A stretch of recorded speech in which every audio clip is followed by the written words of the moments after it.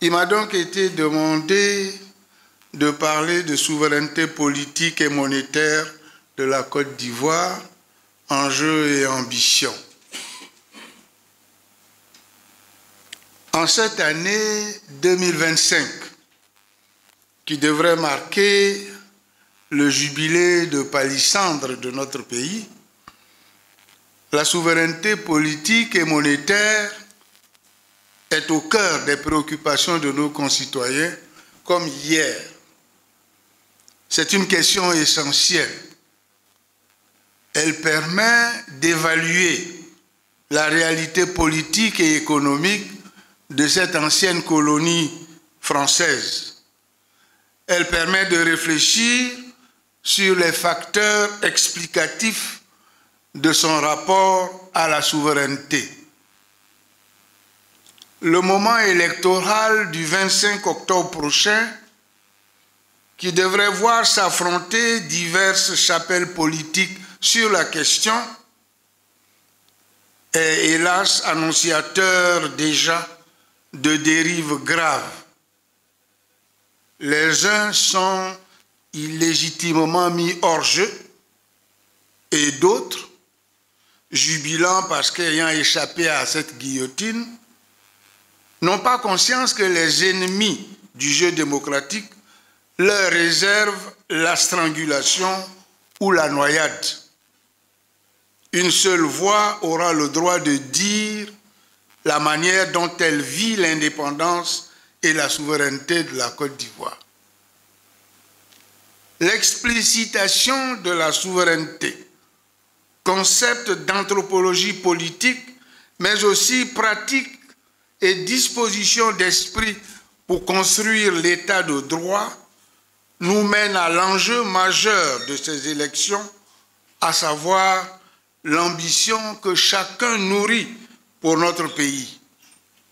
Nous rappellerons donc d'abord le sens des concepts d'indépendance et de souveraineté pour mieux comprendre ce qu'est la souveraineté politique et monétaire depuis qu'existe l'État de Côte d'Ivoire. Puis nous examinerons les facteurs qui expliquent encore aujourd'hui le fossé qu'il y a entre, d'une part, l'ambition légitime de pleine souveraineté, d'autre part, les réalités géopolitiques et sociopolitiques de notre pays. Enfin, nous nous risquerons à présenter quelques éléments de réflexion pour un avenir alternatif. Quelques mots donc d'abord sur le sens des concepts. Est indépendant ce qui ne se réfère à rien qu'à soi-même. Qu'il s'agisse de sciences humaines ou de sciences exactes, la notion introduit et signifie la distinction fondamentale entre des entités constituées. Elle fait référence à l'identité propre de chaque entité. La souveraineté, elle, qualifie la caractéristique autonome d'une entité autant par rapport à elle-même que par rapport aux autres. Depuis Jean Bodin, qui l'a explicité en premier en 1583 pour distinguer le pouvoir royal et le pouvoir du pape, le concept de souveraineté n'est pas simplement une question juridique d'autodétermination. Notion éminemment politique, elle signifie la capacité de faire des choix pour soi et de les assumer pleinement à l'intérieur et hors des frontières de l'État constitué. Elle est en amont de la formation de l'État, car au-delà de la dimension identitaire qui lui est implicitement prêtée, le concept de souveraineté pose et règle la question de la liberté de l'État. Constatons ici que les liens entre l'indépendance et la souveraineté sont très forts, voire superposables. Car pour être souverain, il faut qu'un État soit indépendant. Mais pour vivre son indépendance, il faut que l'État soit souverain. La Côte d'Ivoire précoloniale appliquait ces principes à travers l'organisation et le fonctionnement de ses communautés politiques dans leur émiettement. Reprise à son compte par la pensée afro-européenne qu'a produite la colonisation, la volonté d'indépendance et de souveraineté est devenue centrale tout au long des luttes anticoloniales menées par nos populations au cours de la seconde moitié du XXe siècle. Nous devons avoir ces points à l'esprit lorsque nous examinons les aspects de la souveraineté qu'on m'a demandé d'analyser devant vous, c'est-à-dire la souveraineté politique et la souveraineté monétaire. Examinons d'abord la souveraineté politique. Le 11 juillet 1960 est signé l'accord particulier portant transfert des compétences de la communauté franco-africaine à la République de Côte d'Ivoire. Il est dit dans ce texte, dans cet accord, je cite, « La République de Côte d'Ivoire accède en plein accord et amitié avec la République française à la souveraineté internationale et à l'indépendance par le transfert des compétences de la communauté. » Fin de citation. L'ancienne colonie est ainsi reconnue comme indépendante et pleinement souveraine. Et pourtant, le 24 avril 1961, par une série d'accords, cet État se place volontairement sous la protection de la France. Certains de mes collègues historiens ont pensé que c'était le résultat de pressions politiques sur les nouvelles autorités ivoiriennes. D'autres, dont moi en tout cas, pensons que c'est la logique d'un pouvoir inquiet pour sa survie. Mais en plus, il faut prendre en compte que ce choix est dicté par le contexte de la guerre froide. Et le jeu d'État fait ici le choix de l'Occident libéral au lieu de l'Est communiste.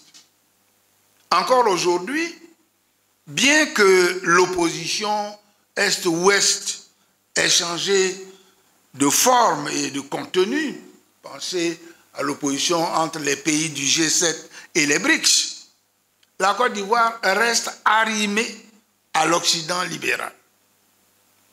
Tant que Félix Houphouët-Boigny, homme politique franco-ivoirien, a été président de Côte d'Ivoire, tout semblait aller de choix.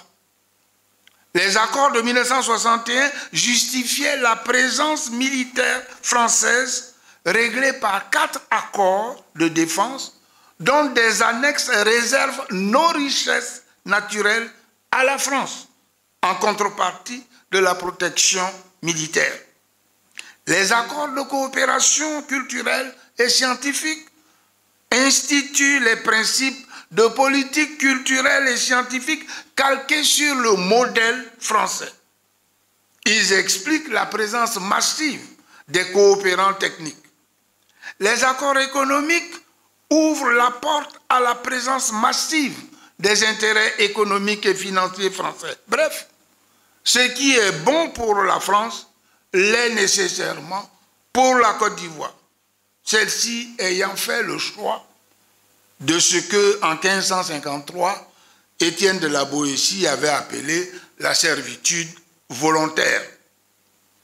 Avec la fin du parti unique en avril 1990 et la mort de Félix Houphouët-Boigny en décembre 1993, les remises en cause publiques se sont multipliées.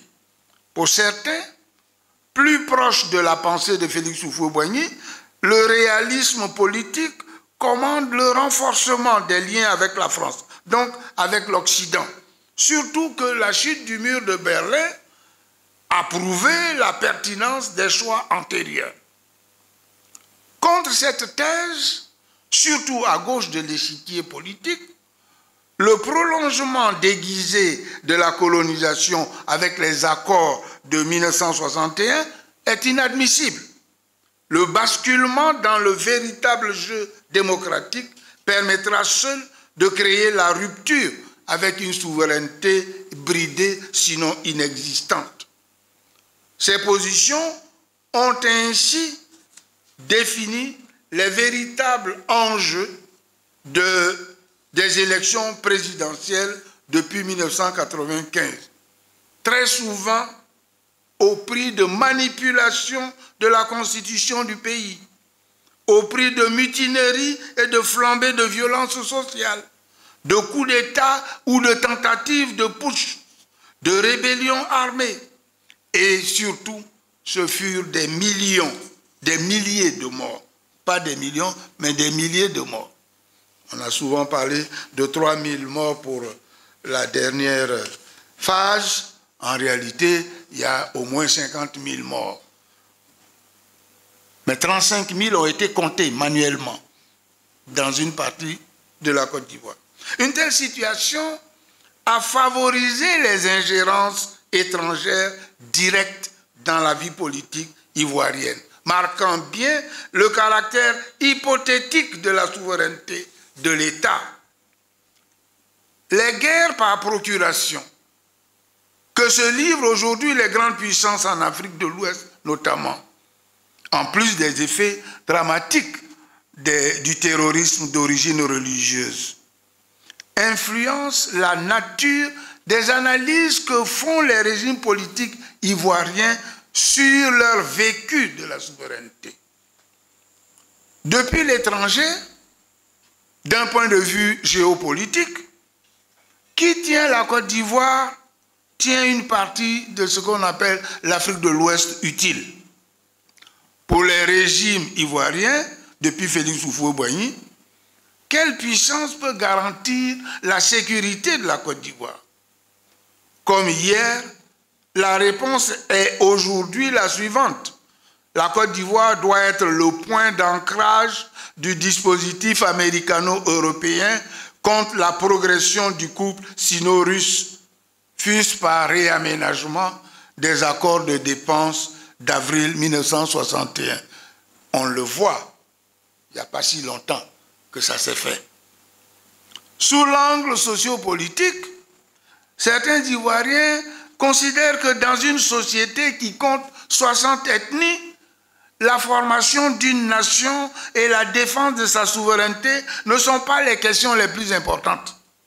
Pour eux, c'est plutôt la quête du pouvoir, si nécessaire par la violence, le discours ethniciste et l'exclusion de l'autre quand il porte des idées différentes. Dans cette approche, la recherche de la souveraineté politique n'est considérée que comme un rêve d'intellectuels déconnectés de la réalité politique dans un État. Pourtant, tous nous avons vu que le passage du pouvoir entre Félix Houphouët-Boigny et Henri Konan Bédié en décembre 1993 avait été pacifié entre guillemets par des pressions extérieures sur les acteurs de la classe politique. Tous nous avons vu le rôle des puissances occidentales dans nos crises politiques, au moins depuis le coup d'État militaire de décembre 1999. Tous nous avons vu en janvier 1994 comment la France avait imposé la dévaluation du franc CFA, posant le problème fondamental de la souveraineté monétaire de la Côte d'Ivoire, que vaut d'ailleurs celle-ci depuis 1960. Donc, juste quelques mots de cette souveraineté monétaire. En 1907, ont été interdits le paiement des amendes et l'achat des produits locaux en cori ou en monnaie autre que le franc. À mesure qu'étaient réduites les résistances armées de nos populations, de nos communautés, la souveraineté monétaire les communautés ivoiriennes disparaissaient. Presque un siècle plus tard, en 2009, le professeur Mamadou Coulibaly résume bien la situation que tous les économistes africains, beaucoup d'économistes africains ont bien situé. Je cite, « Alors que les constitutions africaines proclament la souveraineté de leurs États et de leurs peuples, dans les faits, aucun d'entre eux ne décide de manière souveraine de sa politique économique. » Fin de citation. En effet, après la réforme du franc français en décembre 1958, je renvoie ici au plan Edgar Pinet, Jacques Rueff, la France a créé la BCEAO le 4 avril 1959.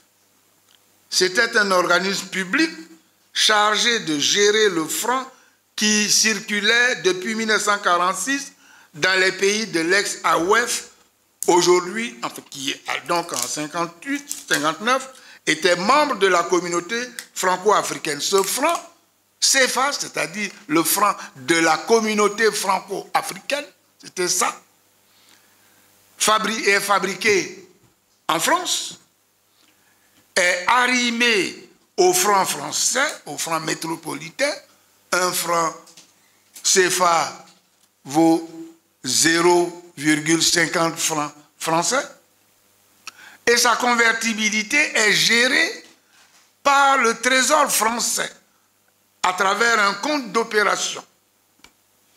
Sont déposés dans ce compte tous les revenus d'exportation de ces pays. En 1960 pour les uns, 1961 pour les autres, les accords de coopération économique et financière avec les nouveaux États indépendants adoptent définitivement ces principes posés en 1959. En plus de ce que l'on accepte, ces États acceptent d'être inclus dans le marché commun intervenu en 1956 et destiné à l'époque, selon les mots d'un député français, destiné à renforcer les liens de la France avec ses prolongements d'outre-mer. L'africanisation de la BCEAO a commencé en 1974. Dorénavant, le gouverneur sera un Ivoirien et le siège de la BCEAO ne sera plus à Paris, mais à Dakar.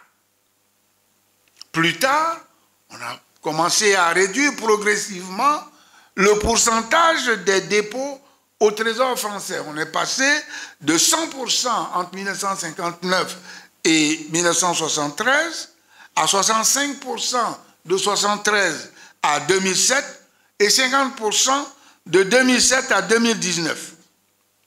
En fait, ces réformes cachaient mal la domination française dans ce domaine monétaire, car outre le fonctionnement déséquilibré de la BCEAO jusqu'en 2021, les représentants français à la BCEAO avaient voix délibérative prioritaire.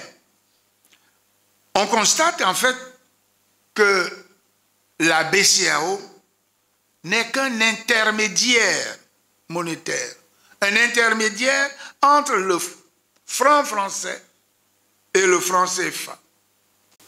Le franc CFA est donc bien le symbole de l'absence de souveraineté monétaire.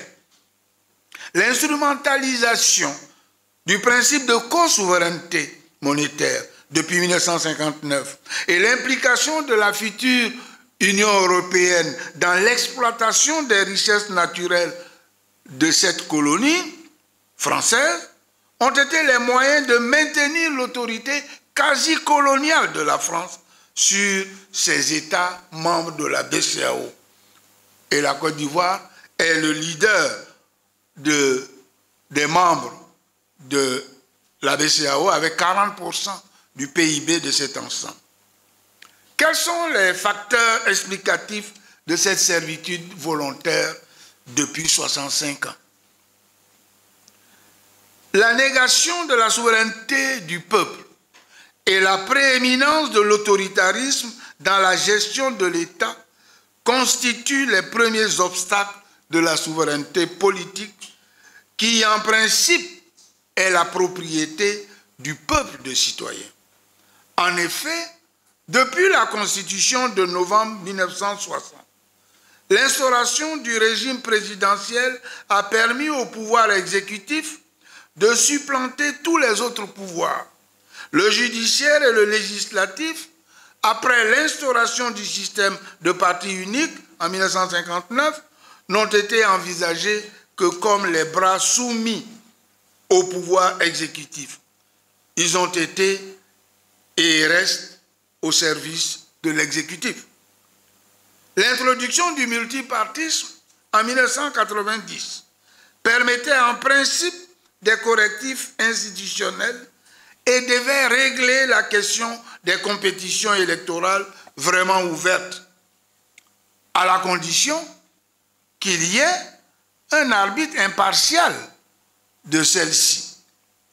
L'avènement de la commission électorale indépendante et du Conseil constitutionnel a laissé supposer l'introduction de ce principe d'impartialité dans les instances de l'État.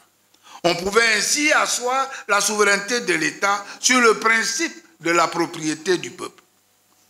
L'évolution réelle de ces institutions a montré que dans le contexte des crises politiques successives et des ingérences étrangères intempestives, la lutte pour le pouvoir a peu à peu, dans les faits, fondé les joutes électorales sur un principe ambigu qui veut que, comme le disait Staline, je cite, ce ne sont pas les votes qui comptent dans les élections, mais plutôt ceux qui comptent les votes. Ce sont eux qui sont les plus importants. Ce n'est pas le vote lui-même. La souveraineté politique a été ainsi enlevée au peuple et les violences politiques sont devenues permanentes. Autre fait, la loi suprême qu'est la Constitution est peu respectée en Côte d'Ivoire depuis l'indépendance. Elle est au mieux une belle vitrine pour l'étranger. Ce n'est pas la boussole de la vie politique nationale et le mode d'organisation équilibré des trois instances de pouvoir dans l'État indépendant et souverain né en 1960. Les manipulations multiples au gré des circonstances généralement jugées opportunes par le seul pouvoir exécutif ont désacralisé la Constitution. On a ainsi facilité l'interventionnisme de l'extérieur, puisque des dispositions constitutionnelles pouvaient être taillées sur mesure, notamment lors du choix des dirigeants, car celui-ci se fait aussi, ce choix des dirigeants se fait aussi en fonction des intérêts des pays interventionnistes, que ce soit des intérêts en Côte d'Ivoire ou dans la sous-région. La conséquence de tout cela est que le citoyen moyen ne reconnaît plus l'État démocratique et souverain espéré en 1990. Il voit ses rapports avec l'État comme ceux qui l'opposent à une machine partiale, même dans le domaine judiciaire censé le protéger contre l'arbitraire. Même le législatif, passé les élections, fait peu cas de ses préoccupations essentielles, ses préoccupations de droits humains, sa lutte contre la vie chère, sa lutte contre le chômage, etc. Aussi l'État, né en 1960, est-il sans assise identifiable, au moins pour le citoyen moyen.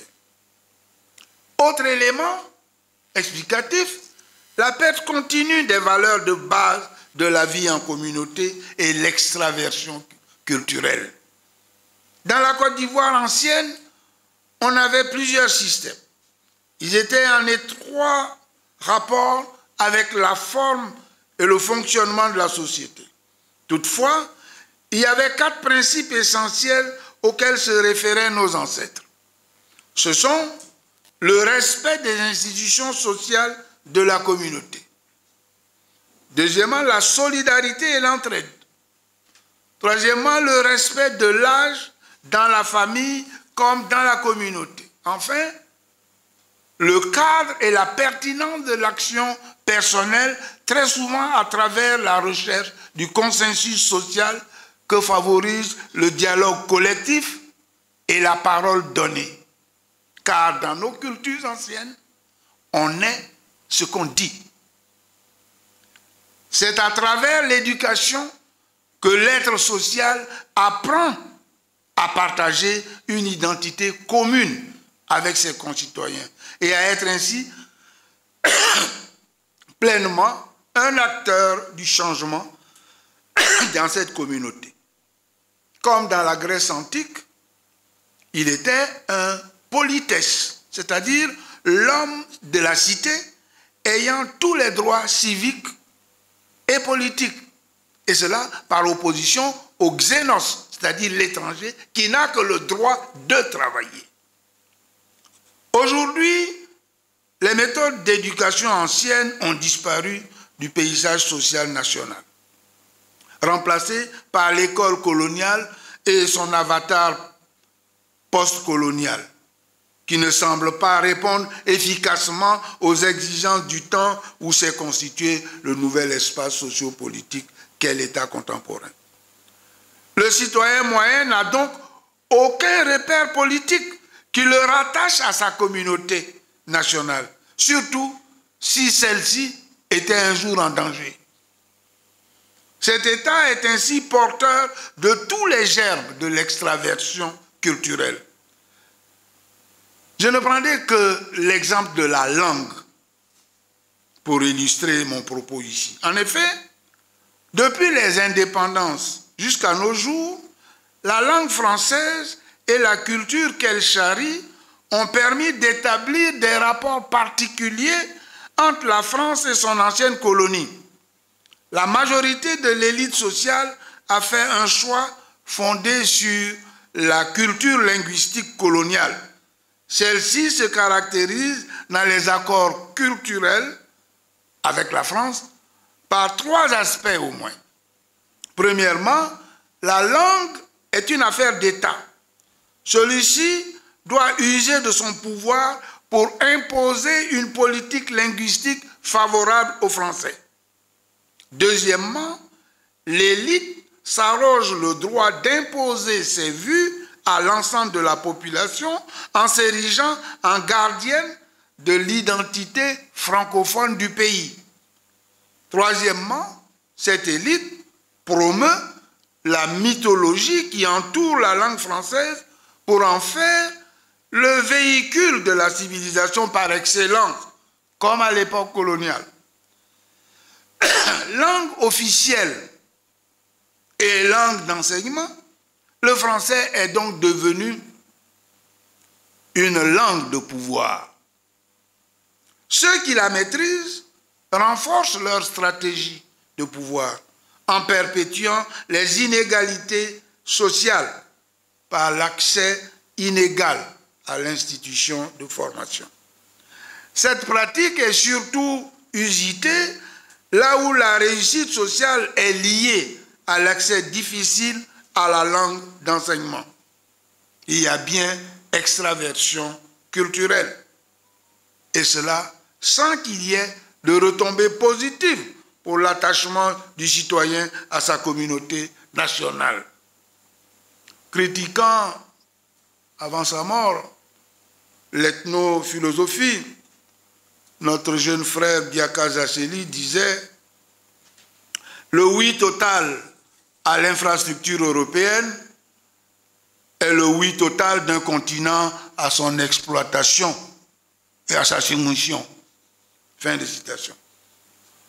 Contre ces choix mortifères pour l'avenir du pays sont apparues des pensées rebelles en Côte d'Ivoire dès la fin des années 60. Jacques Attali, il n'y a pas longtemps, a sorti un petit livre très intéressant qu'il appelle « Les trois élites ». Il remarque qu'il y a trois sortes d'élites. Celles qui font avancer la société, celles qui la dirigent et celles qui la distraient. Les premières sont celles de l'audace créative et créatrice, des combats pour les valeurs, pour l'éthique, pour la vie. Les deuxièmes sont celles de l'argent et de la politique. Les troisièmes sont celles du spectacle, dont le talent se limite souvent à la capacité à se mettre en scène, à faire parler d'eux. Fin de citation. Avec des intellectuels comme Bernard Dadier, Foté Memel, Nyangoran Bois, Christophe Wondji, Kochi, Zadi Zaourou, on a vu à l'œuvre cette élite du premier groupe, celle qui change ou tente de changer les choses. Plusieurs de leurs idées avant-gardistes, notamment pour un meilleur vécu de la souveraineté nationale, ont influencé de nombreuses générations d'intellectuels ivoiriens et même, encore aujourd'hui, une partie de la chanson populaire urbaine.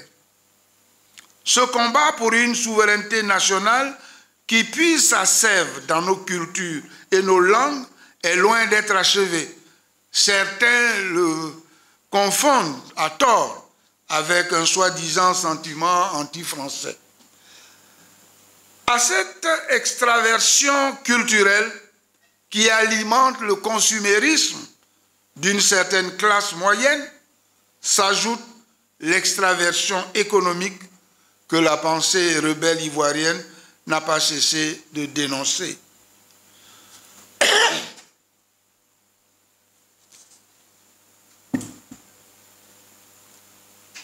Car l'extraversion économique commande l'extraversion monétaire et vice-versa. Elle vient de la caution des élites à un système d'échange extérieur fondé depuis la colonisation sur la production prioritaire de matières premières brutes contre l'importation massive de produits manufacturés de l'extérieur. Encore aujourd'hui, pour des élites françaises, par exemple, les Arabes apportent l'argent, l'Europe apporte la technologie et la matière grise, tandis que l'Afrique fournit les matières premières. Depuis 1969, en prenant en exemple le cas de la Côte d'Ivoire, du système ivoirien, l'économiste égyptien Samir Amin a bien caractérisé ce qu'est l'extraversion économique que favorise l'économie de rente. D'autres économistes, surtout africains, l'ont suivi. En effet, la Côte d'Ivoire s'est caractérisée par une croissance continue de son économie depuis 1950, sans transformation structurelle du système économique. L'analyse de l'économie des années 60 et 70 révèle que le pays, en tirant parti de l'augmentation des prix de denrées d'exportation, a connu une croissance forte, lançant un ambitieux programme d'investissement public. On a parlé du miracle ivoirien. Samir Amin dit qu'il faut parler de mirage. Il a ainsi attiré de nombreux créanciers privés, surtout des banques commerciales françaises et européennes, qui cherchaient des débouchés pour les capitaux venus des pays pétroliers. Les pressions de quelques responsables politiques qui prenaient au passage leur commission et la promotion publique du discours mensonger sur le couple développement-aide publique au développement ont ainsi poussé à un endettement effréné, minorant tout effort interne des Ivoiriens. Ainsi, de 55% du produit national brut en 1980, la dette publique a représenté 170% en 1989, 250% en 1993 et 330% en 1994. La Côte d'Ivoire a alors connu sa plus grande crise d'endettement et sa plus longue récession économique, puisque nous avons été en récession de 1980 à 2012. Les institutions financières entrent alors dans le jeu du contrôle de nos politiques économiques. Des allègements de dettes sont intervenus, décidés par ces institutions financières, et notre pays a pu commencer à en bénéficier à partir de 2009. Mais rapidement, le vertige de l'endettement a repris dans notre pays, comme avant 1980. Depuis 2010, la dette extérieure ivoirienne a connu une augmentation significative, passant de 11,7 milliards de dollars en 2011 à 36,5 milliards de dollars en 2023, soit 202% des exportations de biens, services et revenus primaires. Une plus grande dépendance aux financements multilatéraux qui représentent aujourd'hui 20% de la dette extérieure, au point que la Côte d'Ivoire est devenue un laboratoire pour les institutions financières internationales lorsqu'elle veut réfléchir au nouveau montage financier à proposer aux pays du tiers-monde. Notre situation inquiète de plus en plus d'économies. Les imprudences budgétaires sont devenues nombreuses depuis 2013. Par exemple, on n'y pense pas. On vous dit que l'on a lancé un vaste programme de mobilité publique qui est centré sur Abidjan, alors que dans le même temps, le reste de la Côte d'Ivoire vit dans un sous-équipement et surtout sans grande transformation économique de fond, en prenant juste 2 ou 3 exemples. Donc notre pays est aujourd'hui plus qu'avant, ou presque comme avant, exposé au choc financier extérieur du fait de ce vertige de l'endettement. Les Ivoiriens avaient peu profité de la croissance économique des années 60-80, en dehors du secteur agricole, où entre nous, on peut le dire, où domine surtout la petite exploitation agricole, en moyenne 3 hectares. Et bien entendu, l'économie de rente. Ce sont essentiellement les entreprises étrangères dans le commerce, la finance et les services qui avaient profité de cette croissance. Par exemple, avant 1960, je prends juste ce cas, la structure du tarif douanier distinguait les importations en provenance de la France et les importations en provenance d'autres pays. Mais il y avait toujours un tarif préférentiel pour la France. Lorsque nous avons signé les accords économiques de 1961, le système a été maintenu et prolongé jusqu'il y a à peine quelques années, 3 ou 4 ans. Ainsi, la libre convertibilité du franc CFA a facilité les investissements européens et surtout français.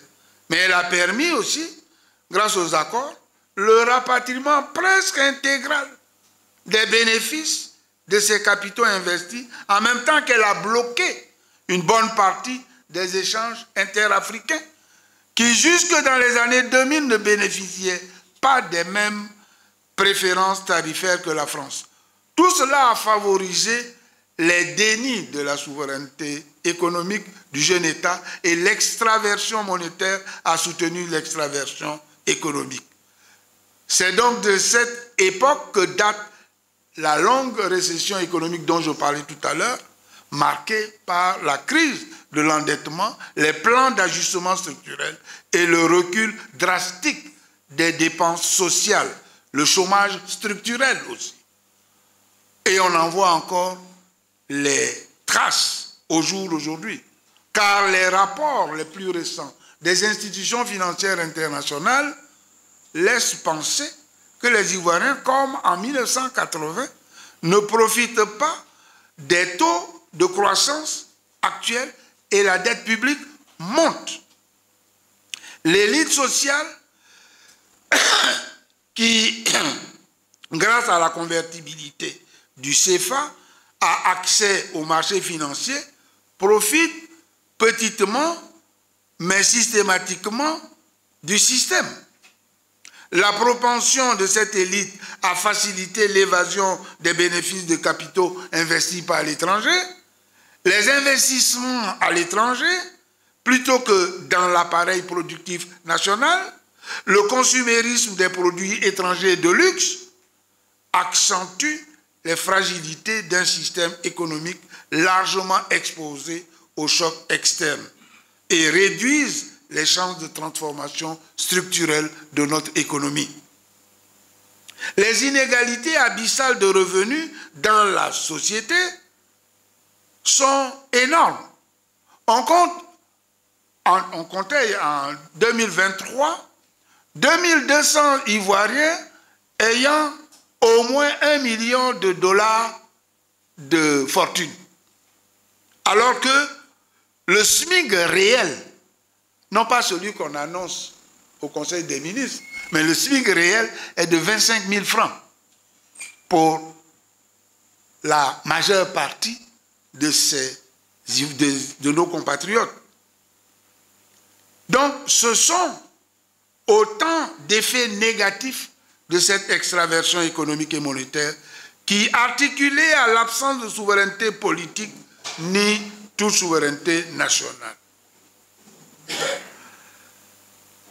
Sénèque, qui est un philosophe latin du IIe siècle, après Jésus-Christ, l'un des tenants du stoïcisme, que j'aime bien lire souvent, disait, bon, je passe sous le contrôle de mon frère Pierre Nda, calamitas virtutis occasio est. La calamité est une opportunité pour la vertu. Ainsi, notre situation calamiteuse actuelle peut demain être transformée en situation positive. C'est pourquoi j'ose imaginer quelques points de cet avenir que je soumets à votre appréciation. Premièrement, il faut qu'il y ait la volonté de recouvrer la souveraineté véritable de la Côte d'Ivoire. C'est un préalable à toute action en faveur d'un avenir alternatif. Pour parler comme les latins, possum si volo. Je peux, si je veux. Il s'agit ici d'une volonté collective en amont, de laquelle se situe l'information et la sensibilisation du peuple sur les risques d'une suggestion plus grave qu'il court avec le déni permanent de sa souveraineté, pourtant reconnue au plan international.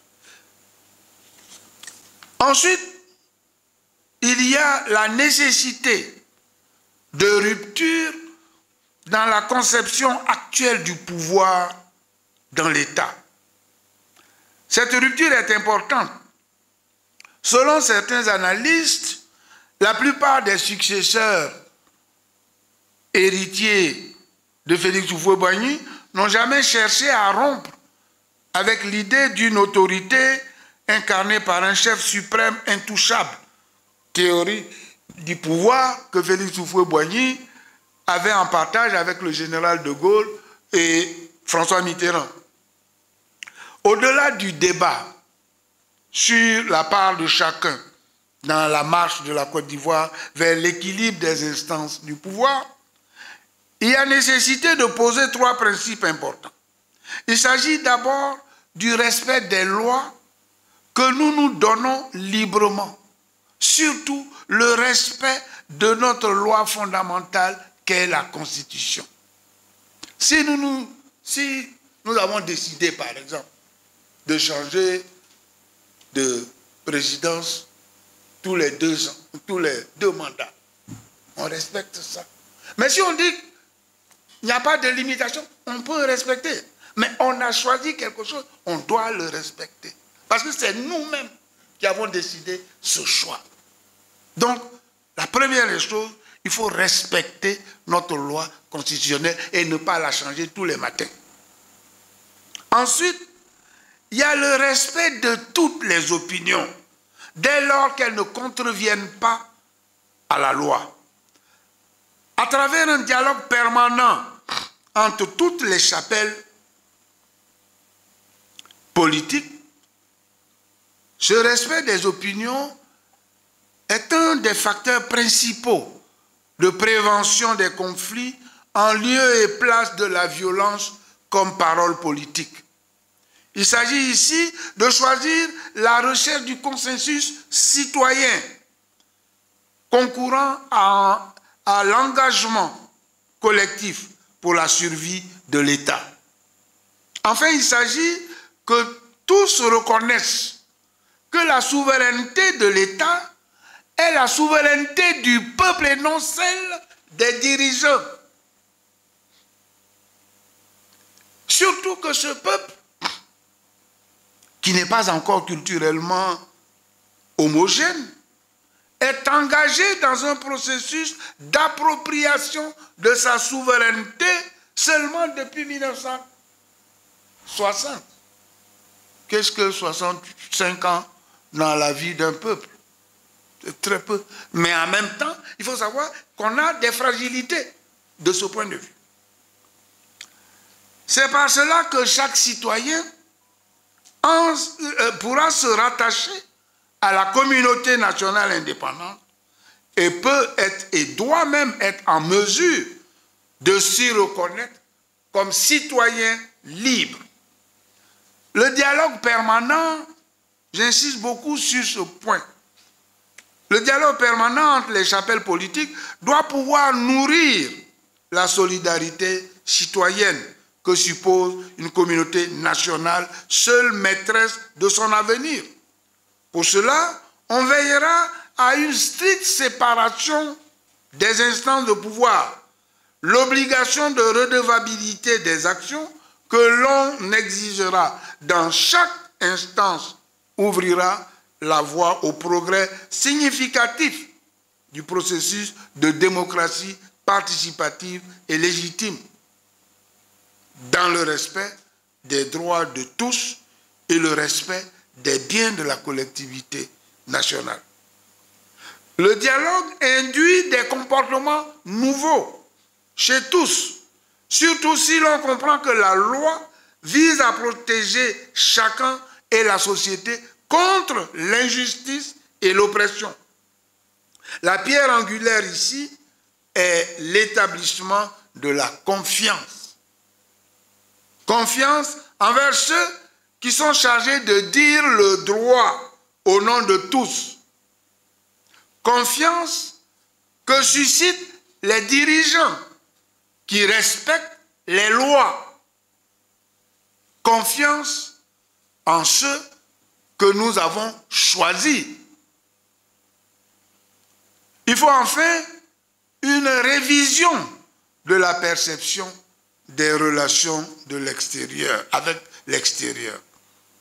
En effet, à travers ce dialogue suscité et entretenu, nous devons pouvoir revoir totalement le sens et notre perception des relations extérieures. Parce que les Africains que nous sommes, en tout cas pour prendre le cas de la Côte d'Ivoire, nous sommes toujours en train de parler de l'amitié séculaire pour signer un traité, de l'héritage commun, de l'histoire commune, tissée par la colonisation, tissée par ceci, tissée par cela. Il y a je dirais, une compréhension subjective des relations internationales. Or, les rapports de peuple ne répondent pas du tout aux sentiments. Ils répondent aux intérêts convergents ou divergents. C'est pour cela que l'emportent ici les rapports de force dans l'analyse géopolitique ou géoéconomique. Il faut donc un changement de perception pour mettre en avant les intérêts nationaux, surtout dans les relations avec les pays plus puissants qui sont toujours prêts à imposer leurs lois. Dans nos relations en Afrique, cette approche nous fait privilégier les principes de la co-souveraineté et de la réciprocité. Dans une redéfinition bien comprise du panafricanisme. Il s'agit de dépasser maintenant le panafricanisme culturel d'hier, de nos grands-pères, pour réaliser le panafricanisme économique, monétaire, politique et sécuritaire. Nkrumah avait été un précurseur. Il faut approfondir ces idées-là. En quelque sorte, il faut avoir un projet de mutualisation des moyens des peuples africains. Mutualisation des moyens pour assurer la sécurité collective, plutôt que de se mettre individuellement sous la tutelle militaire d'une puissance extra-africaine. Mutualisation des moyens financiers pour avoir une monnaie africaine ou sous-régionale, de préférence garantie par plusieurs monnaies et non une seule. Parce que quand vous choisissez une seule, vous serez obligé d'être sous l'autorité de ceux qui l'utilisent. Bref, et il faut développer la complémentarité économique entre les États. Vous ne pouvez pas fabriquer tous des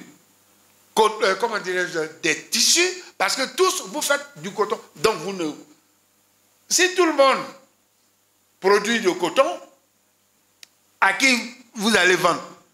Là où vous allez partir, eux ils sont déjà aguerris.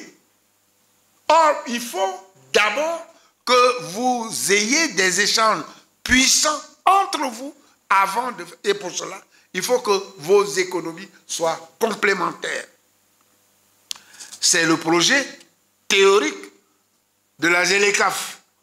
Mais là encore, il y a à boire et à manger. Parce que les Occidentaux ont commencé à mettre la main sur la ZLECAf. C'est à revoir. Mais enfin, l'idée existe. Tout cela, c'est beau. Mais il y a des oppositions. Je prends juste un exemple sur lequel je vais m'arrêter d'ailleurs. C'est le cas de notre franc CFA. La France a été critiquée par de nombreux économistes africains en disant, oui, le franc CFA, vous l'utilisez pour nous soumettre, etc. Des partenaires de l'Union européenne même ont critiqué, je prends le cas de l'Italie, qui a critiqué la France. Et donc, brusquement, en décembre 2019, le président français Macron vient en Côte d'Ivoire et il annonce, avec l'aval des autorités ivoiriennes, qu'on réforme le franc CFA pour que dorénavant, les pays utilisateurs de ce franc CFA aient la souveraineté monétaire. Il y a eu même quelques économistes ouest-africains, je ne veux pas les citer, qui ont applaudi à cette idée. Mais curieusement, cette décision de la France est une réforme en trompe-l'œil. Parce que la France va toujours garder la main sur la politique monétaire de la BCEAO comme par le passé, puisque c'est elle qui va représenter les pays européens utilisateurs de l'euro. Et c'est elle qui choisit, dit-on, un expert indépendant pour conseiller la BCEAO dans l'élaboration de sa politique monétaire. Et bien entendu, l'expert sera choisi en France, par les Français. Mais mieux, le Parlement français a déjà voté pour dire qu'ils ne garantissent plus rien, qu'ils ne sont plus dans ce système de franc CFA. Nous qui utilisons le franc CFA, on n'a même pas encore voté quoi que ce soit. Nos députés ne savent même pas de quoi il s'agit encore. Et vous dites, vous n'êtes plus dedans. Donc théoriquement, le franc CFA qu'on utilise là, il n'est garanti par personne. Il ne faut pas croire qu'il y a l'euro derrière. Il n'y a pas. C'est fini. Mais on fait comme si. Hélas, tout cela vient de ce que nous ne visons pas la transformation structurelle de nos économies. Et donc, ainsi va le monde. Pour conclure, j'ai trop parlé. J'ai tenté ici de montrer que, comprise du double point de vue interne et externe, la souveraineté est une coquille vide dans notre pays. Elle est soumise ici, comme dans le reste de la sous-région, aux offensives et ingérences permanentes de l'extérieur. Elle est dévoyée, sinon ignorée, par la pratique de la légalité sans légitimité du peuple. Comme l'ont constaté des observateurs avertis, lucides de l'Afrique, il y a plus de 30 ans déjà, l'État officiel perd de jour en jour non seulement son efficacité, mais sa crédibilité en Afrique. Cette souveraineté sous caution, tant au plan politique qu'au plan culturel, économique et monétaire, n'autorise pas des progrès durables si nous ne changeons pas de paradigme. Il y a un aphorisme malinqué qui dit « Si ton ventre a faim, il faut interroger tes mains. » L'élite sociale qui aurait dû, dans le prolongement de sa quête de l'indépendance, se donner les moyens de mieux asseoir et défendre cette souveraineté, s'est engagée dans la voie de la servitude volontaire, en espérant probablement s'en libérer aisément. On a parfois pu expliquer ce grave déni de souveraineté dans nos pays, et en Côte d'Ivoire en particulier, en invoquant les conditions d'accession à l'indépendance et l'absence de ressources humaines dans les premiers temps de la décolonisation. Ces justifications ne peuvent pas prospérer parce qu'elles ne correspondent pas à l'ambition de tout État indépendant d'être une entité respectée, une nation cohérente. Et c'est aussi l'ambition de la Côte d'Ivoire d'être un jour, selon son hymne national, l'espérance promise à l'humanité. Le déni de souveraineté n'est pas une fatalité. Il est toujours temps d'engager la lutte pour la vraie souveraineté. Le philosophe italien Gramsci disait en 1924, je cite, « Ce qui définit les intellectuels, ce n'est pas tant le travail qu'ils font que le rôle qu'ils jouent au sein de la société. » Fin de citation. Nous avons vu qu'une partie de l'élite ivoirienne a pensé très tôt que son pays devait choisir la voie de la maîtrise de son avenir en jouant de sa pleine souveraineté. Pour reprendre l'expression de quelqu'un qui m'a beaucoup marqué dans ma formation professionnelle et même politique, Joseph Kizerbo, on ne dort pas sur la natte des autres. On fait soi-même sa natte. Cette élite ivoirienne qui a voulu transformer les choses s'est appuyée pour cela sur ce que Joseph appelait le héros collectif, c'est-à-dire le peuple. L'échec hier de nos communautés face à l'impérialisme colonial a montré certains traits de leur imperfection, certes. Mais leur résistance a postulé le refus du déni de la souveraineté et la continuité de la vie de la communauté au lieu de sa mort. C'est elle, cette résistance, qui assure ainsi le succès de la reconstruction. La résistance du héros collectif aujourd'hui, qu'il faut cultiver avec l'audace créative et créatrice, est l'espérance des transformations positives, donc celle de la justice et de la paix pour la vie de la nation. Je vous remercie.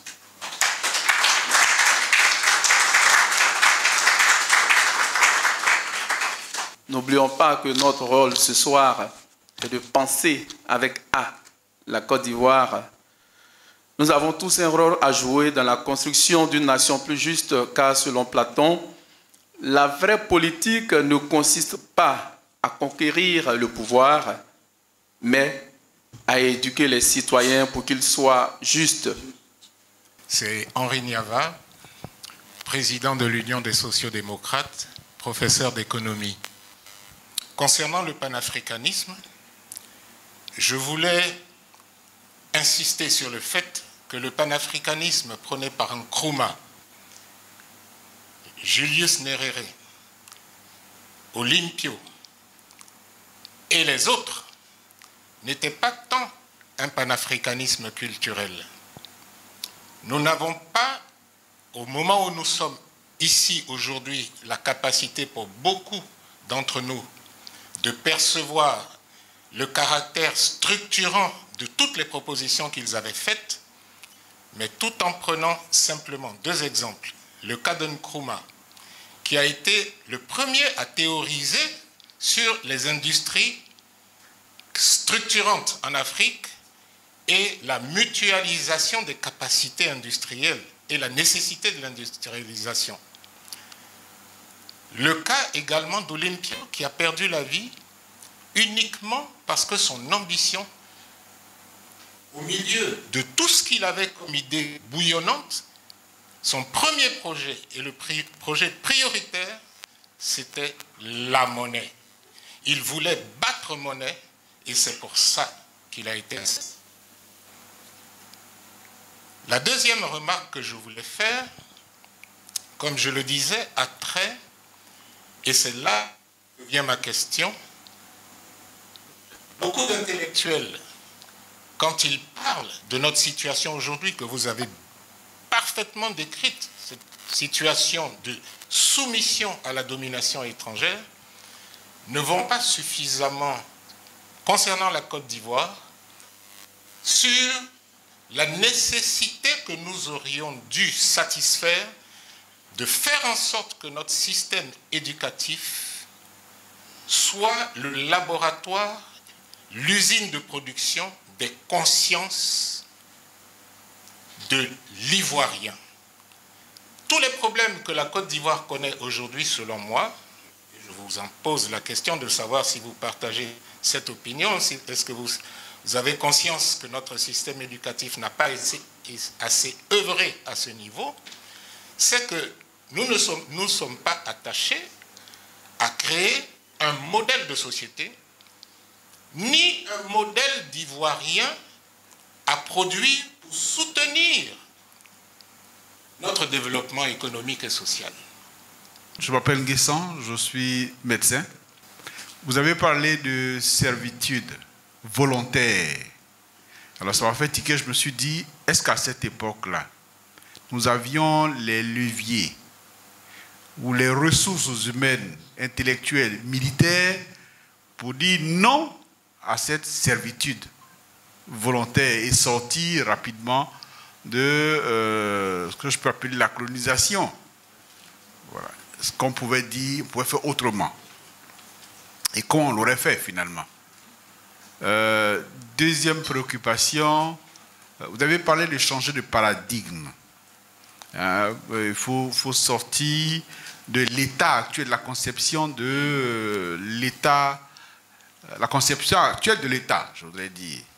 Bon, alors, si on veut changer de paradigme pour sortir effectivement de ce surendettement, de ce néocolonialisme et tout ça, quelle serait pour nous la forme de l'État la plus appropriée? C'est dans tous les compartiments de la vie de la nation que le déni de la souveraineté, en tout cas, est prononcé. Et c'est pourquoi la lutte que nous menons aujourd'hui en Côte d'Ivoire n'est pas une lutte pour un seul parti politique seulement. Non. C'est une lutte pour l'ensemble des Ivoiriens. Tout qu'ils se trouvent. Si un jour ils veulent que les générations qui vont laisser là, eh bien, soient demain des êtres humains. Je me nomme Animel et je suis enseignant de philosophie. Vous avez parlé de mirage ivoirien, alors que dans nos livres, nous avons entendu parler de miracle ivoirien. Quels sont les éléments illustratifs? Alors, la souveraineté politique, comment elle peut fonctionner? Bon, frère Henri Niava, je voudrais indiquer que, effectivement, les cas qu'il a signalés de Nkrumah, de Sylvanus Olympio, et il aurait pu citer aussi, enfin il a cité d'ailleurs, le cas de Nyerere avec les Oujama. Et tout le monde se souvient de ce fameux livre de Nkrumah, l'impérialisme comme stade suprême du capitalisme, et tout ce qu'il a indiqué sur l'industrie ou l'industrialisation de l'Afrique. Sylvanus Olympio qui a proposé la création d'une monnaie, ce qui a amené son assassinat et le coup d'État. Oui, certes. Mais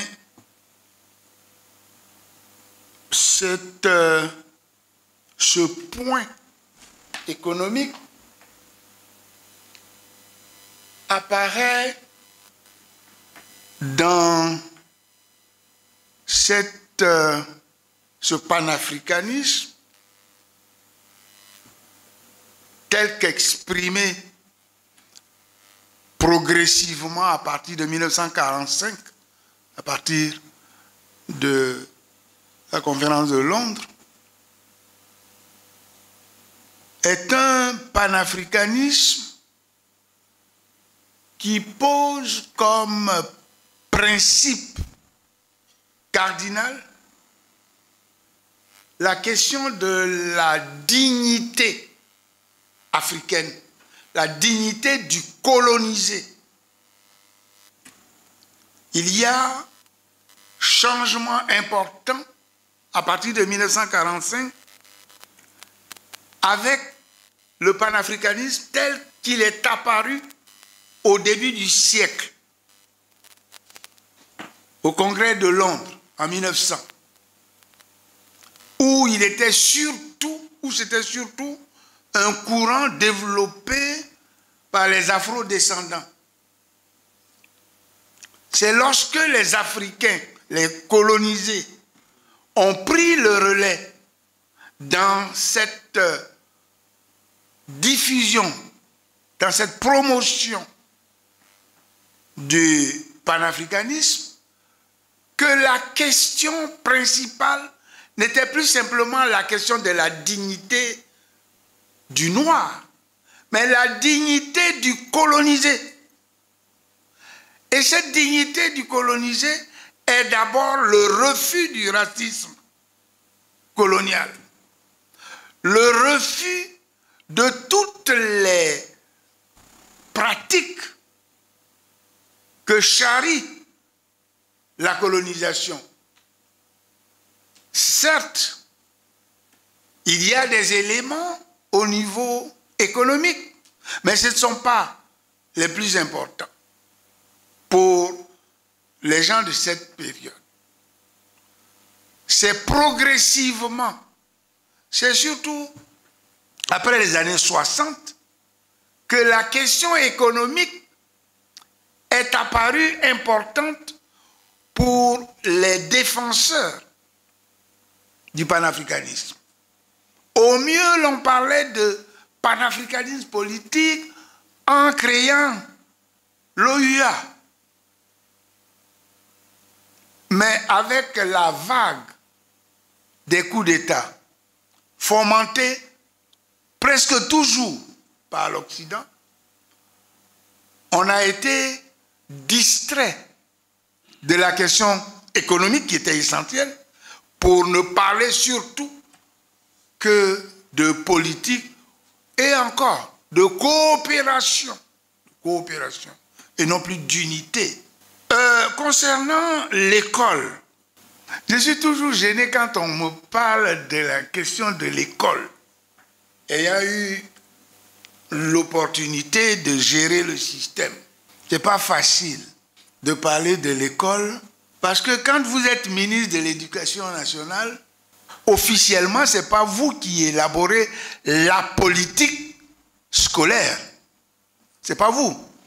Vous êtes censé ne faire qu'accompagner celui qui vous a nommé.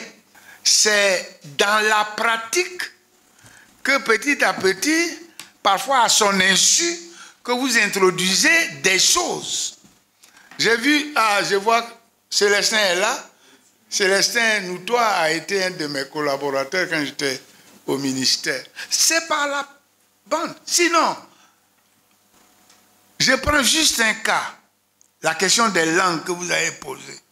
Aujourd'hui, je peux en parler à l'aise.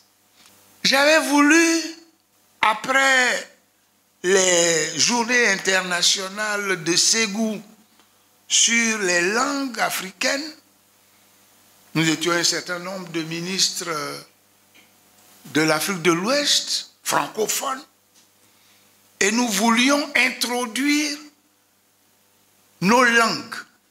Bon, on finit, je viens ici, moi tout gaillardement, je lance mes expérimentations et tout.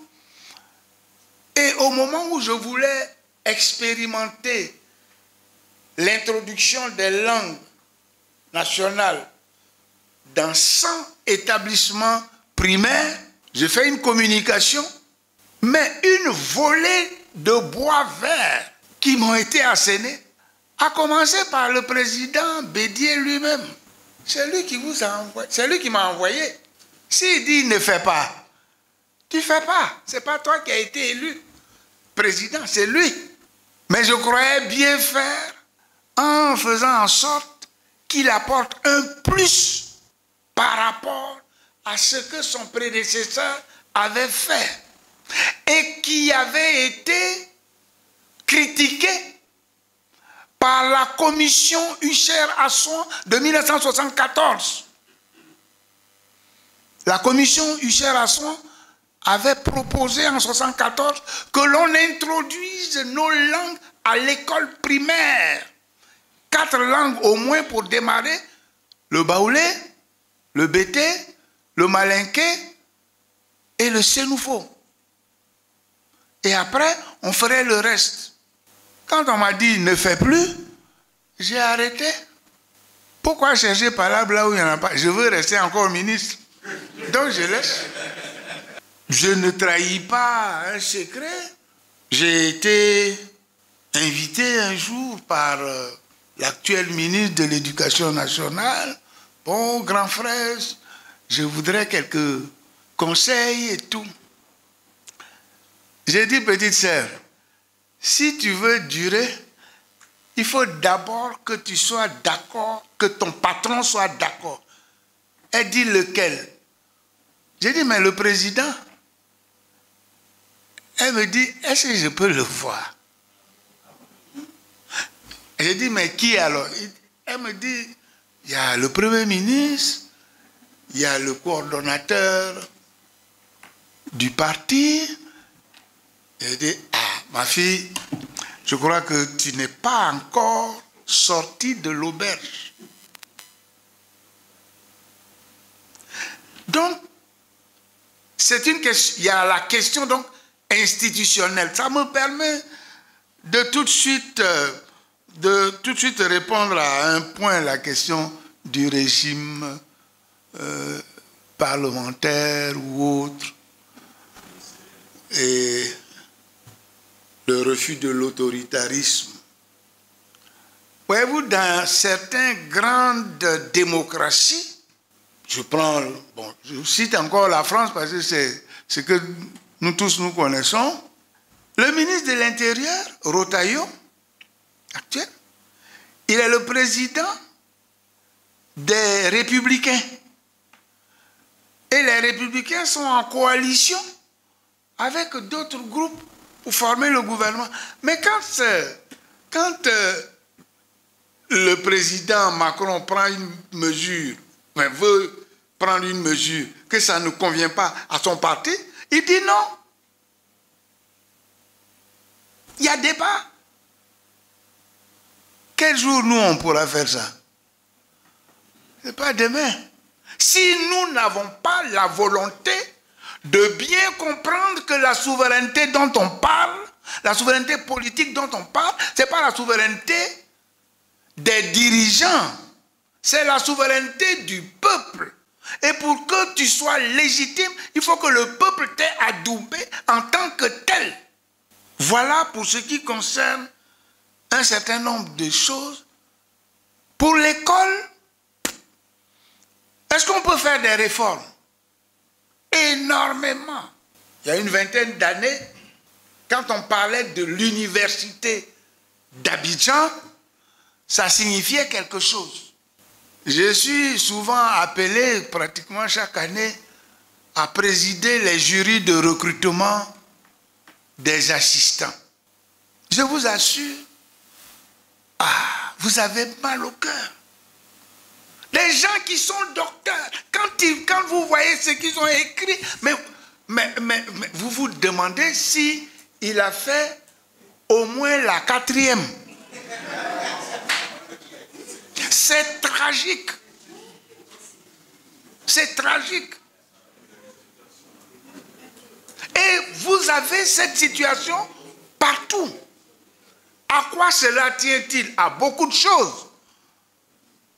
Mais bon, pour ne pas chercher par là où il n'y en a pas, je dirais, je mettrais ça sur le compte de la crise post-électorale qu'on a connue. Sinon, vraiment, ils sont nuls. Nos enfants. Enfin, moi, mes petits-enfants. Ils sont nuls. Ils sont nuls parce que les parents aussi s'en fichent. Les parents ont fait de l'école une garderie. Combien sont-ils les parents ivoiriens qui, quand l'enfant revient de l'école, on lui pose même simplement, qu'est-ce que vous avez appris aujourd'hui? J'ai connu, dans mes nombreuses tournées de l'époque, une vieille dame à Bondoukou. Elle ne sait ni lire ni écrire. Mais elle avait acheté tous les livres pour son enfant qui était au CE2. Dès que l'enfant revient de l'école, elle lui demande, bon, explique-moi, qu'est-ce que le maître a dit? L'enfant dit, souvent dit, mais tu comprends pas, mais explique-moi. Et ça obligeait l'enfant à régulièrement travailler. Les parents aujourd'hui, il n'y en a pas beaucoup qui s'impliquent. Ils démissionnent. Je ne prends pas des cas extraordinaires. Concernant le terrorisme, Quand vous dites que on l'utilise aussi pour cacher les mécanismes de l'exploitation de nos richesses naturelles, c'est vrai. Je ne peux pas vous dire que vous avez tort. Mais le terrorisme de Boko Haram et autres utilise en tout cas le discours religieux. Il n'y a pas que le terrorisme des musulmans. Il y a le terrorisme chrétien aussi. Il y a le terrorisme chrétien. En Afrique, en Ouganda, ce sont des chrétiens. Au Congo, ce sont des chrétiens aussi. Mais l'utilisation du nom de Dieu,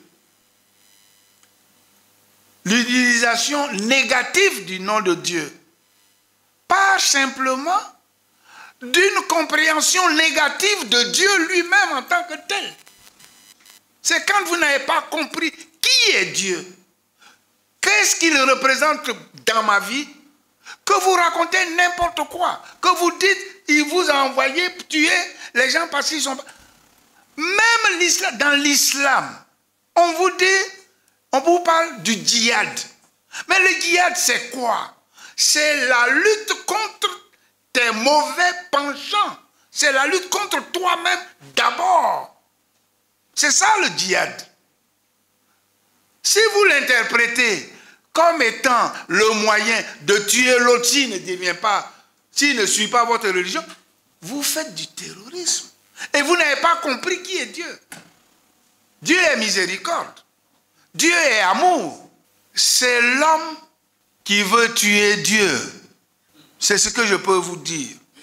Est-ce que, je voudrais répondre à notre frère Nguessan, est-ce que nous avions les moyens d'éviter la servitude volontaire? Mais bien sûr. Les Guinéens ont dit non. La Guinée de Sékou Touré a dit non en 1958.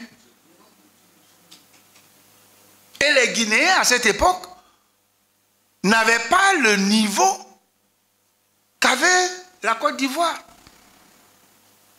Lorsqu'ils ont voté non, mais c'est Joseph Kizerbo qui a amené avec lui près de 80 intellectuels africains qui étaient en France pour aller donner les cours, remplacer au pied levé les Blancs qui étaient partis.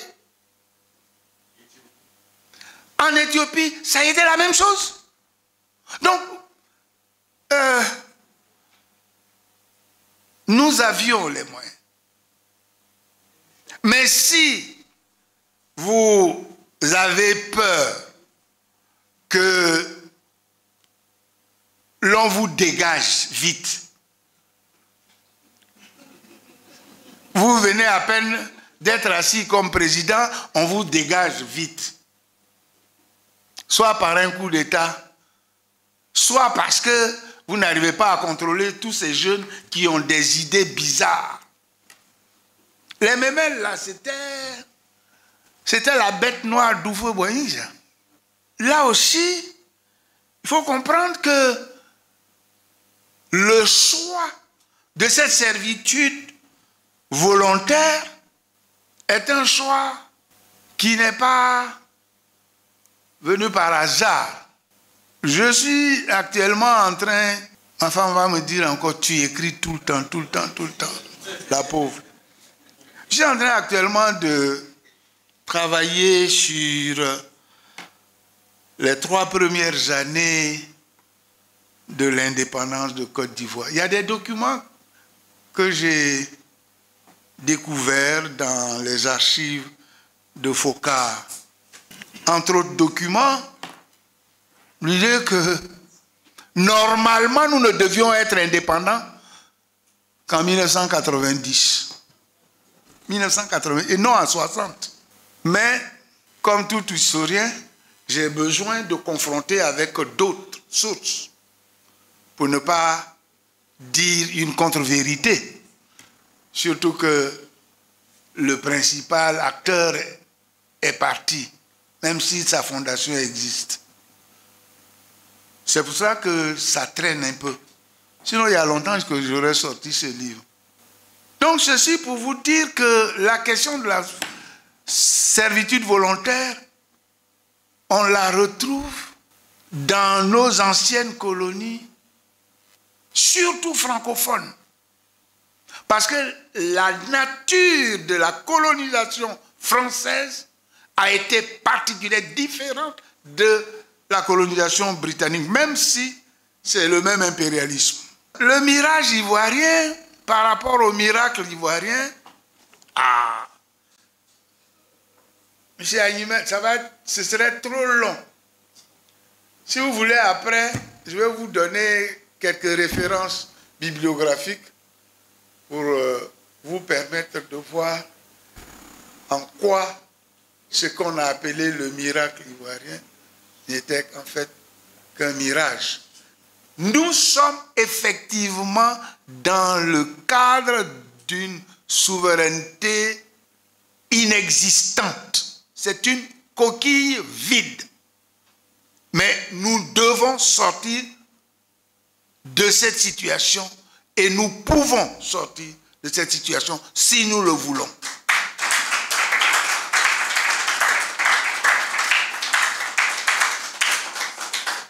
Moi, je suis Régine King, entrepreneur et consultante en marketing. Au-delà de la volonté politique, quel serait, selon vous, professeur, là c'est quelques exemples concrets, ce qu'on pourrait faire pour, j'ai envie de dire, devenir économiquement souverain? Je suis Norbert Zézé. Est-ce qu'en l'état actuel de la Côte d'Ivoire, est-ce qu'aujourd'hui, nous sommes suffisamment conscients de ce que le peuple ivoirien lui-même puisse emmener les gouvernants vers cette souveraineté? Que peut-on faire pour être économiquement souverain? Il faut transformer le système économique. Et pour le transformer, de mon point de vue, il faut d'abord que nous travaillions. D'abord le travail. D'abord le travail. Vous ne pouvez pas transformer votre système économique si vous ne travaillez pas. Si vous êtes assisté. Si vous tendez la main. Voilà pourquoi j'avais en son temps écrit ce livre sur l'aide. À quoi bon? Pour dénoncer justement ce mensonge permanent qu'on nous sert en parlant de l'aide, alors que c'est à travers ces mécanismes de l'aide que les Occidentaux exploitent nos richesses. Donc il faut travailler. Deuxième chose, pour prendre le cas de notre pays, il faut cesser de vouloir être fonctionnaire. Je suis heureux que ce soit une dame entrepreneur qui pose la question. Je m'excuse de donner cet exemple en son temps, au moment justement où je lançais ce qui est devenu l'AGFOP. J'avais lancé en même temps le projet de la sensibilisation de nos élèves à la question de l'entrepreneuriat. Et j'avais commencé au lycée, par le lycée classique, avec 900 lycéens. Au moment où je partais, nous étions à 12 000 élèves. qui créait des micro-entreprises dans les lycées. C'était un jeu d'abord. Et la plupart de ces enfants, quand vous leur posiez la question, qu'est-ce que tu veux faire plus tard? Ils ne demandaient pas à être fonctionnaires. Ils voudraient être entrepreneurs. C'est en partant petit à petit de cette idée que j'ai créé et renforcé l'AGEFOP. Je suis heureux d'ailleurs que Jeannette Koudou, qui a été directrice de l'AGEFOP sous une autre présidence, soit là. L'idée première de l'AGEFOP, c'était justement ça. Donc, deuxième chose, rompre avec cette logique introduite par la colonisation. Quand les colons ont créé l'école, ce n'est pas pour nous apprendre forcément à lire et à écrire, non. C'est pour avoir des auxiliaires pour leur administration. Et donc tout le monde cherchait à d'abord être commis aux écritures, etc. Avec un système très sélectif. Très sélectif. Moi qui ai eu la chance d'être le fils d'un pontin, c'est-à-dire ceux qui ont fait William Ponty, mais c'était le sommet. Ceux qui ont fait médecine, c'était le sommet, l'école de médecine.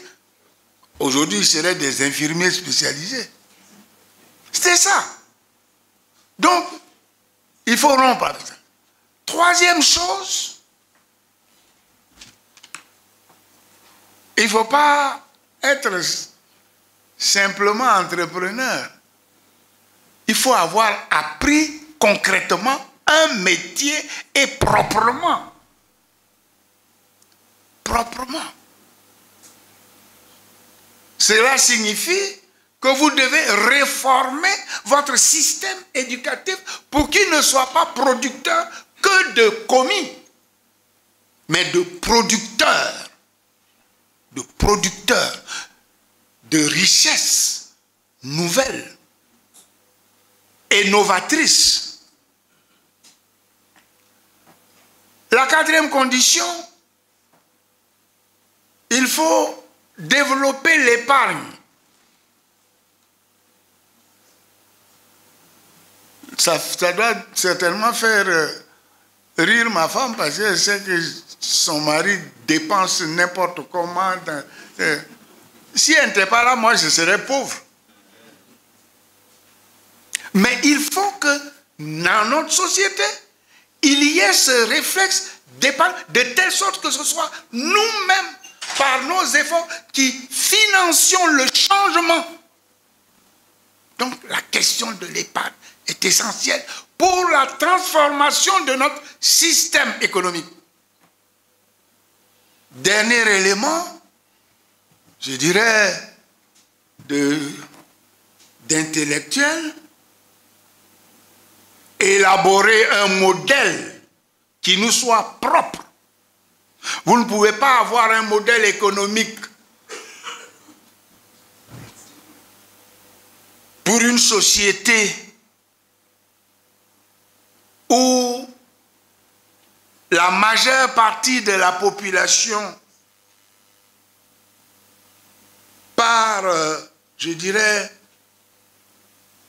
de la production primaire, de la même manière que le modèle que vous allez proposer à une société où il y a déjà une culture industrielle. Donc cela suppose que nous ayons dans notre société, parmi nos économistes, des gens qui réfléchissent et qui théorisent de telle sorte à produire un modèle adapté à notre État. Est-ce que le peuple peut suivre nos propositions de changement?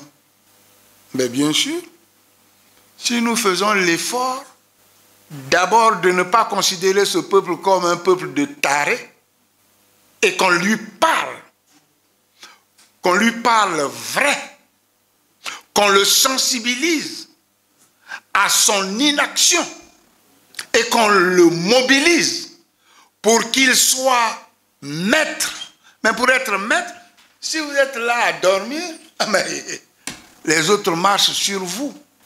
En tout cas, c'est le point de vue que j'ai largement développé dans cet ouvrage, le concept de souveraineté en Afrique.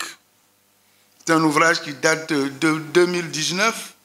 Ce que je dis de ce concept n'est pas simplement valable pour notre pays, c'est valable pour beaucoup de pays africains. Et dans cet ouvrage, je suis parti d'abord sur la base des traditions orales que j'avais dans mes papiers. Je suis parti de l'exemple de nos sociétés africaines précoloniales pour voir comment ces sociétés vivaient et faisaient appliquer, faisaient respecter leur souveraineté. D'où les nombreuses guerres qui se sont multipliées d'ailleurs vers la fin du 19e siècle, au moment où se constituaient des empires nouveaux comme ceux de Samori ou de Amadou Bamba. Donc, le peuple peut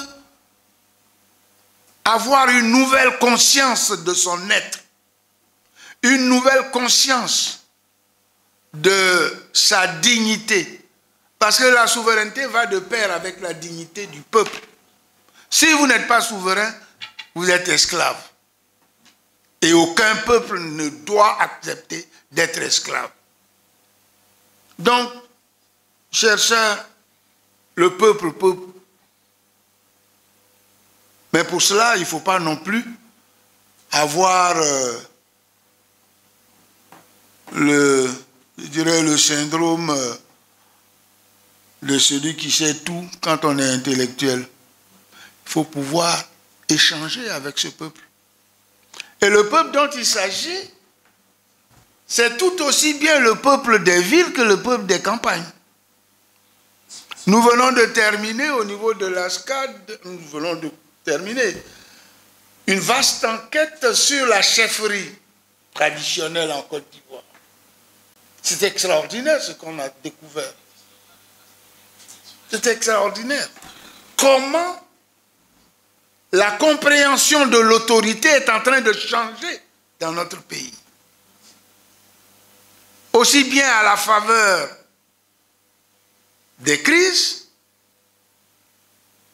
qu'à la faveur des changements qui interviennent dans la société. Et si vous prêtez suffisamment l'oreille, vous entendrez ce que vous dit le peuple.